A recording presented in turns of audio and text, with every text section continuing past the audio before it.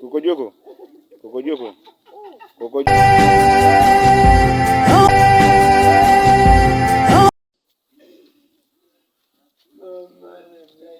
Kokodjoko. Kokodjoko. Kokodjoko. Kokodjoko. Alibu ya. Yo fandi wapi?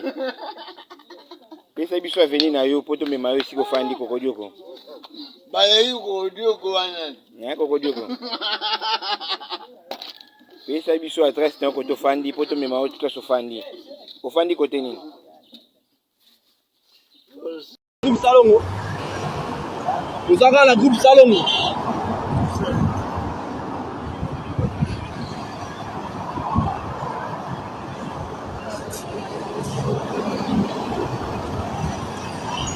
Groupe Salongo. Vous avez la groupe Salongo.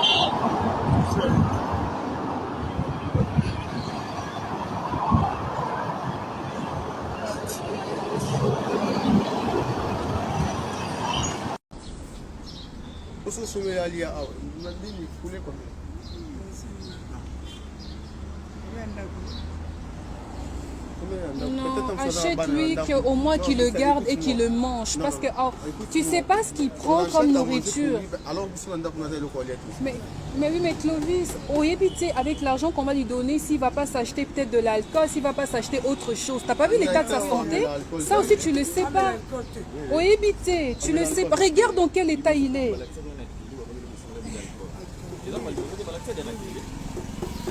Mais oui, c'est ça. Mais justement, il faut éviter. C'est mieux qu'on soit belé bilo kaolia, bilo comme ou peut-être ma pas gâteau, oui, on peut lui donner quelque chose, mais il faut lui acheter à manger et à boire.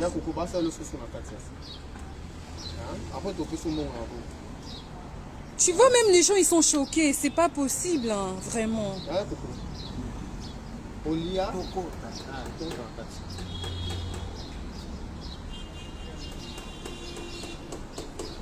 Est-ce qu'il sait même marcher?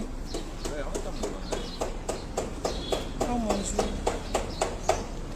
Clovis, prends un peu les images.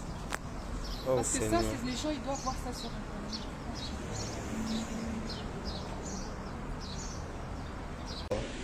Les gens pleurent. Pourquoi nous s'y dit? Est-ce que c'est mon fils? Madame, Baksa Kokamoro. Lo soma desu zatia. Lo alsenga lo soma desu. Ah, chela, lo soma. Oui, il est là, c'est sa boîte, c'est attends, c'est où? Hein? Lo soma desu.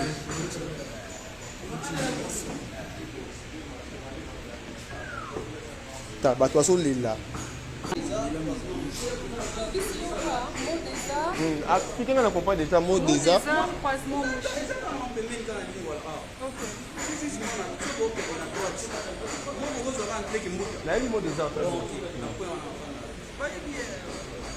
Donc,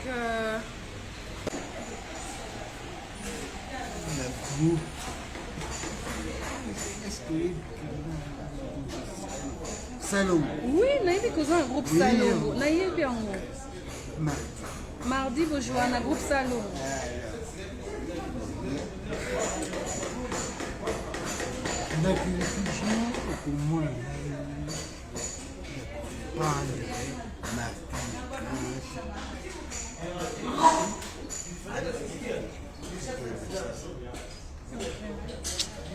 Écoute, oui, comment on a? Et ça, comment on a raison?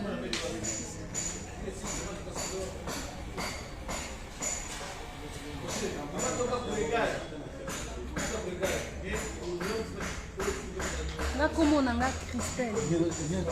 Christelle. Nga komo nanga Christelle. Ça va?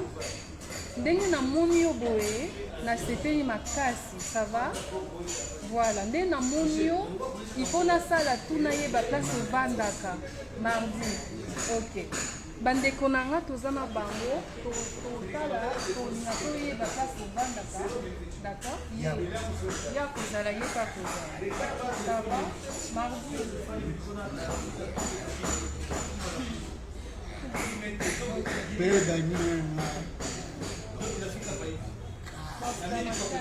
La personne n'est pas en bonne santé, c'est tout à fait normal à Milabilo à ma casse. Parce que dans la minute, à tout proposer mbongo, proposer bilo kaolia au ponaka à Milaba alcool, c'est normal. Dans son état, c'est quoi ça? Alors, t'as pensé combien? Naïmité, ah, il faut moquer. Alors, quoi, t'as sapato numéro combien? Sapato 41, 40, numéro sapato non.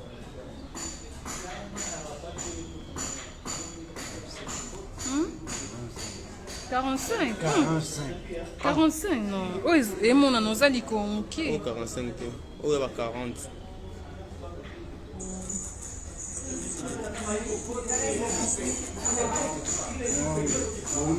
Joël, oh, quand tu es pourquoi? Et là, on va dire que ça, il est là, soit ma déçu. Là, ça va me déçu. Donc, on est dans Nzala. Tu vois, je t'avais dit, au PC Mbongo, il va pas manger. Donc, c'est le PC qui a l'eau sur un dap, on a ça comme adès au bimaté de Banda. On y va? On arrive. Toujours là. Olia, l'eau passe là. Bon, il y a le bilo quoi? Il y a Banda na mais là quoi? Bon, il y a le bilo Olia. Ça va? On va aller le sur la dé. Ozoya. Faut bouger t'es hein?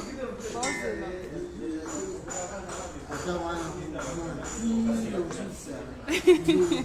Ok, ça va? Ok. Tozoya, où mais la thé, ça va?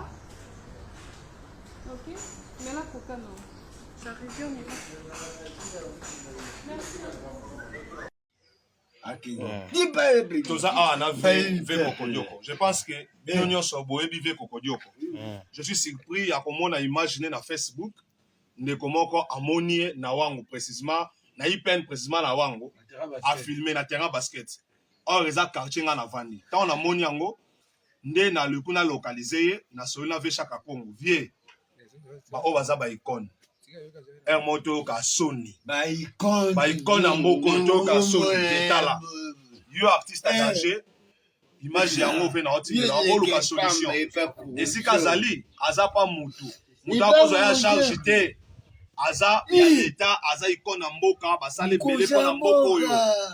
L'état na biso ba artiste boyete. Eza ba pays mususu ba vivre kana art.